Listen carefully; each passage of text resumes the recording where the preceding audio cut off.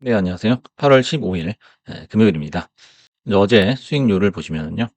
레딧하고 블리시에서 각각 수익이 나서 평균 7%가 조회가 됐습니다. 오늘은 이제 주식 공부 시간으로 매매 실패와 멘탈 관리법에 대해서 짚어보는 시간을 갖겠습니다. 그래서 누구나 이제 매매 실패를 하게 되는데요. 매매 실패가 과연 운인가 실력인가라는 거죠. 그래서 매매 실패, 매매하다가 이제 손실이 날 수가 있는 거죠. 그것은 농구의 턴오버나 야구의 실책과 같다라고 말씀을 드리고 싶어요. 그래서 아무리 잘하는 운동선수도 실책이라는 것이 아예 없을 수는 없습니다.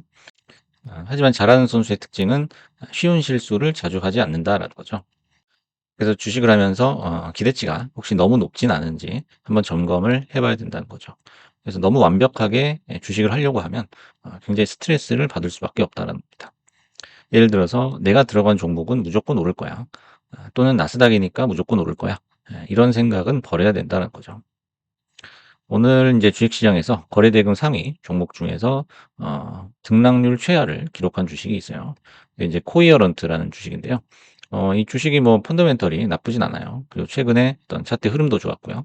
하지만 이제 개파락이 나오면서 거의 뭐 저가가 25% 정도까지 빠졌거든요. 그리고 뭐 가이던스가 좀 부진했고 또 PPI 영향도 있고 또 이제 사업 부문을 매각했다는 그런 소식도 있고요. 그래서 이제 여러 가지가 복합적으로 나오면서 급락이 나왔는데요. 이 주식 같은 경우에는 스탠리 드러켄밀러가 상당 부분 지분을 가지고 있습니다. 그래서 이제 드러켄밀러 같은 경우에는 버핏하고 어깨를 나란히 할 수 있을 정도로 수익률이 굉장히 높은 그런 펀드 매니저죠. 그래서 이런 사람들이 가지고 있는 주식도 이런 일이 생길 수가 있다는 거예요. 그래서 하물며 우리 같은 이제 보통 사람들은 이런 일이 생기는 게 별로 이렇게 특별한 일이 아니라는 거예요. 인제 여러분의 주식이 하루 플러스 마이너스 10% 왔다 갔다 하는 것은 뭐 그다지 특별하게 기분 나쁜 일이 아니다라는 거죠. 그냥 보통의 일이다. 주식에서는 일상이다라는 겁니다. 그래서 너무 심하게 심각하게 받아들일 필요는 없다는 거죠.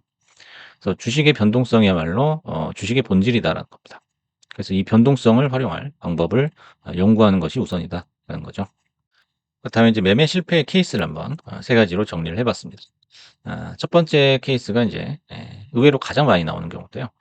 삶이 재미가 없어서 자극의 수단으로 주식을 하는 사람들이 의외로 많습니다. 그러니까 표면적으로는 뭐 '투자를 하겠다. 매매를 해서 수익을 내겠다.'라고 하지만은 삶의 재미가 없을 때 우리가 주식에서 뭔가를 임팩트를 찾으려고 하는 경향이 있다라는 거죠. 그래서 진짜 투자를 진지하게 하려는 사람은 결국 적립이라는 개념을 도출할 수밖에 없다는 거죠. 그래서 진지하게 투자를 이제 오랫동안 하려고 하는 사람은 여러 가지 연구를 하겠죠.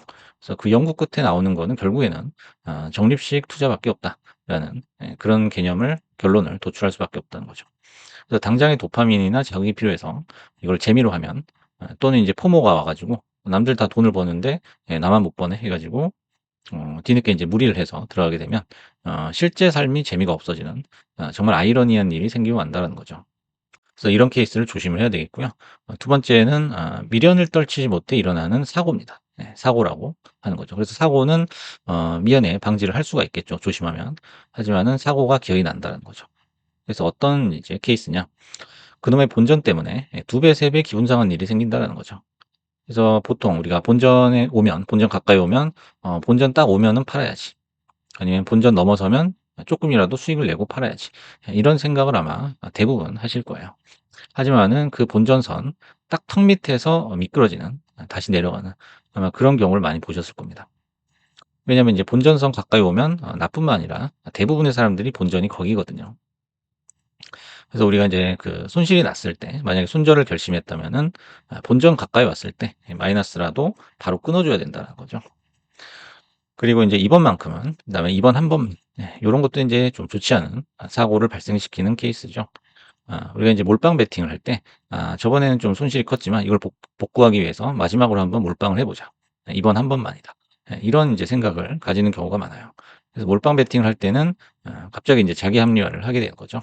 스스로에게 좀 관대해지는 그런 경향이 있습니다. 결국에는 그렇게 뇌동매매로 연결이 되는데요. 뇌동매매 이력이 있는 사람은 욕심이 남아있는 이상 버릇이 또 나오게 돼 있다는 거죠. 그래서 미련이라든지 어떤 욕심이라든지 요런 부분 한번 점검을 해 봐야 된다는 거죠. 그다음에 세 번째는 차트를 무시한다는 거죠. 그래서 차트를 무시하고도 투자를 할 수는 있습니다. 하지만 차트를 무시하고 투자를 하려면 돈이 엄청나게 많아야 됩니다. 엄청나게 많아야 돼요. 그래서 그냥 뭐 어나더 레벨이어야죠. 그래야지만 차트를 아예 안 보고도 투자가 가능하겠죠. 이제 지금 넣은 돈에 신경을 아예 안 써도 편안한 마음이 드는 정도. 그렇다면 뭐 차트 따위는 보지 않아도 된다라고 말씀을 드릴 수 있겠습니다. 오직 그 기업만 보면 되는 거겠죠. 하지만 이제 차트의 기본적인 속성을 알고 임하게 되면 일반 투자자의 경우에는 실수를 많이 줄일 수가 있다라는 것을 꼭 기억을 해야 되겠습니다.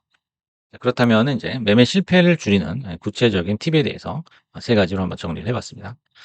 첫 번째는 보유 주식이 하락할 때 절대 하락률에 집중하지 말자라는 거예요. 뭐 하락률이 이렇게 찍히니까 눈에 이렇게 보여지긴 하죠. 하지만 그거를 두 번, 세 번 이렇게 들여다보면서 계속 들여다보면서 뭔가를 거기서 찾아내려고 해서는 안 된다라는 거예요. 그래서 가장 실수가 많이 나오는 시점은 주식을 매수하고 나서 사고 나서 얼마 안 가서 이제 하락률이 5%를 넘을 때다라는 거죠. 그래서 여기서 이제 잘못된 손절이 나오는 경우가 굉장히 많습니다. 굉장히 많아요. 그래서 인제 5% 뭐 6% 7% 넘어가니까 '안 되겠다.' 하고 끊었는데 바로 올라간다든지 아니면 다음날 자고 일어났더니 그냥 본전까지 와 있다든지 이런 경우가 허다해요. 그래서 가장 실수가 많이 나오는 시점은 사고 나서 뭐 몇 분 또는 몇 시간 있다가 하락률이 한 5% 갔을 때 이때가 정말 견디기가 힘들죠. 그래서 하락률을 웬만하면 보지 말라는 거죠. 그래서 하루보다 이틀, 일주일보다 한 달 후에 보유 주식이 상승할 확률이 훨씬 높다는 거예요. 그래서 시간을 늘릴 수만 있다면은 이 주식의 수익률은 훨씬 더 높아진다라는 거예요. 그래서 여기서 이제 표에서 보시듯이 이 표를 이제 자주 보여드리는데요. 1시간 내에 우리가 수익을 낼 확률은 굉장히 낮다라고 보시면 돼요. 하루 동안도 마찬가지죠. 하지만 이제 일주일이 넘어가고 1개월, 뭐 6개월 이렇게 쭉 시간이 늘어나게 되면 자연스럽게 승률이나 수익률이 높아진다는 거죠. 그래서 여러분들한테도 뭐 단타보다는 스윙 이상의 매매를 추천하는 이유가 바로 여기 있는 거죠.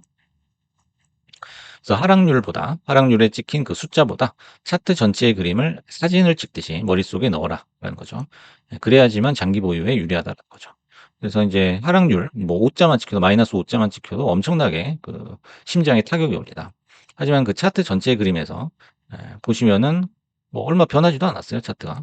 거기서 거기인 것 같고 뭐 그림이 크게 뭐 망가졌다든지 그런 게 아니기 때문에 이 하락률이란 숫자에 집중하지 말고 차트 전체의 그림을 그냥 보면서 이렇게 관리를 하면 되겠다는 거죠. 그렇게 해야 이제 이런 잔파동에 둔감해질 수 있다라는 겁니다. 그다음에 이제 두 번째 팁은 매수 타점은 그룹으로 잡아라라는 거죠. 매수 매도를 핀포인트로 하는 것은 정말 어리석은 발상이다. 이게 어차피 안 된다는 거죠. 그래서 내가 뭐 90달러에 사서 100달러에 팔 거야. 90에 몰빵을 했어요. 그럼 이제 만약에 내려가게 되면 대책이 없는 거죠. 대책이 없는 거고 100달러가 돼서 운 좋게 돼서 팔았어요. 다 팔았는데 또 올라가 버리면 그것 역시도 이제 기분이 좋지 않은 일이죠. 그렇기 때문에 핀포인트로 매수 매도를 하는 것은 어차피 확률 싸움에서 지게 된다는 거죠. 그래서 매수 밴드, 매도 밴드를 넓게 잡아 놓고 그물에 고기가 걸리면 들어올리는 액션만 취한다라는 거죠. 그래서 이 이외의 행동을 일치하지 말 것이라고 제가 써 놨죠. 그래서 뭐 여러 가지 생각을 한다든지 기존의 매매 계획을 즉흥적으로 바꿔 버린다든지 이런 행동을 절대로 해서는 안 된다라는 겁니다. 그래서 이제 분할 매수해서 나쁠 것은 하나도 없다라는 거죠. 그래서 분할 매수를 해 가지고 나쁜 거는 딱 한 가지가 있죠. 여러분의 욕심을 채울 수 없다라는 거예요. 나는 이제 한꺼번에 몰빵해서 단숨에 큰돈을 벌 거야. 이런 욕심을 채워줄 수는 없죠, 분할 매수가. 그래서 이제 세 번째 팁은 가설이나 예상을 어기는 경우에 진짜 주식의 본 모습이 드러난다는 거죠. 그래서 이제 차트의 정석 진행, 기술적인 분석이라고 하죠. 그다음에 군중의 일반적인 심리, 이런 것들을 거스를 때가 있어요. 그때가 바로 그 종목의 지금의 진짜 모습이다라는 거예요. 그래서 가야 하는데 못 가고 힘이 없을 때, 또는 그만 가고 이제 내려와야 되는데 정말 버티면서 더 가려고 이렇게 힘을 쓸 때, 그때가 바로 이제 매수 매도의 결단을 내려야 될 시점이다. 그죠. 변곡점이다라는 거죠. 그래서 주식을 사람이라 생각하면 그 종목을 어떻게 바라봐야 하는지 답이 나온다는 거예요. 우리가 이제 사람을 볼 때 관상과학이다라고 얘기를 하죠. 그래서 어떤 귀납적인 추론이라고 볼 수 있어요. 이렇게 생긴 사람은 어떤 속성을 가지고 있다라는 그런 거죠. 그것처럼 이제 일반적인 추세는 과거 이력에 모두 나와 있다는 거예요. 그걸 보고 이제 우리가 투자에 임하게 되는데 매수 직전, 매수 버튼을 누르는 그 직전에 그 차트에서 이런 본색이 드러난다면 어느 정도의 확신을 가지고 매수를 할 수 있겠다라는 거죠. 그래서 오늘은 이제 매매 실패와 멘탈 관리법에 대해서 알아봤는데요. 매매 실패를 줄이는 구체적인 팁들을 잘 염두에 두고 차분하게 매매하셔서 좋은 수익을 거둬보시기 바라겠습니다. 감사합니다.